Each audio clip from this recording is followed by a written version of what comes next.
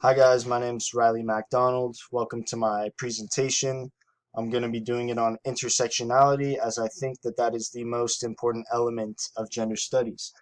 And the most important element of gender studies is the concept that gender intersects with all other systems of social categorization. This is otherwise known as intersectionality. Intersectionality, though, as a concept, supervenes on many other facets of oppression, those being race, sexuality, sexual orientation, social class, and the identity that encapsulates the prior mentioned facets. Social structures are another important element as they directly affect the experiences of these subordinate groups. Alright, and we need gender studies because social oppression is still largely existent today.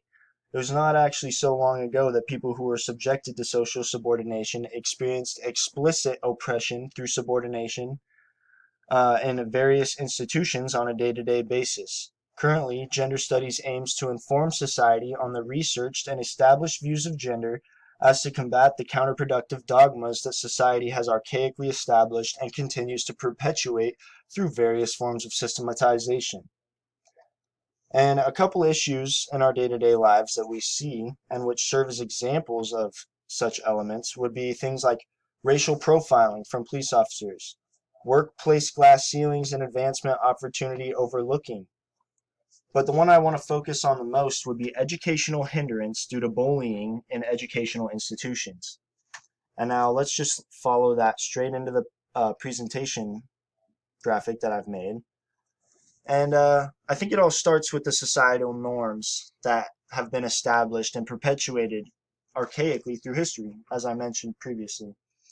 And that would be things as far back as uh, homophobia on the basis of Christianity, um, racialization and racism from slave times, and you know just the historical ideologies that were already accepted. And when we bring these into our institutions, and when we bring these ideologies into a society, there's going to be, a wide acceptance of one versus the other. And there's also going to be social pressure to conform to these societal norms and to align with these ideologies. And when people fail to do such things, they're often outcast from social groups. They're often ridiculed, even bullied. Their identity can be assassinated. So many things can happen.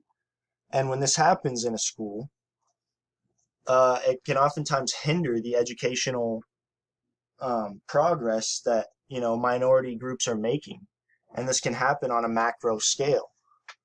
And I think that this largely contributes to the social stratification because of these persistent wage gaps between subordinate and non-subordinate groups.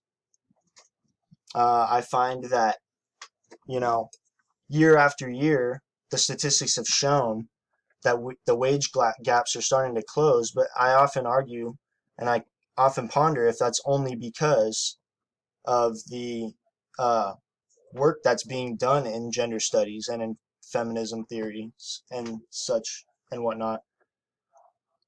And I think we need to continue to work to combat these systems of oppression because this isn't the only one that we're seeing. And that's why intersectionality is important, because we need to take into account the many various systems of oppression that intersect with each other. And educational oppression, leading to the social stratification, is just one system of oppression that we need to keep our eye on. And we need to keep our eye on and juxtapose it against other systems of oppression. So I just wanted to finish this presentation with a quick example from when I was in 4th grade, because I had moved to a new school from Maryland where I was in a predominantly black community, and all of my friends were black. So coming to Idaho was actually, actually I went to Missouri first, then I came to Idaho, but in any case, I rode the short bus, and there was only one African American kid in the entire school.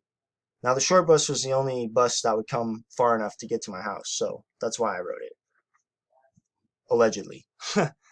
In any case, he was my friend, and I witnessed a lot of bullying towards him, and I know that it's hindered his education because I've seen it, and I know it's a problem.